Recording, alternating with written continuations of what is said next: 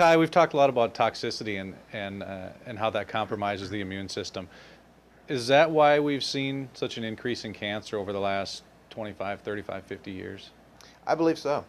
I believe it is because if you look back, say 100 years ago, at the turn of the what would that be, the 20th century? 1900 would be the 20th century? I always get that mixed Yeah. up. Okay, so at the turn of the 20th century, around 1900, it's estimated that about 1 in 80 people had cancer, were diagnosed with cancer. Okay. And now, so 100 years later, fast forward, you have 1 in 2, 1 in 3.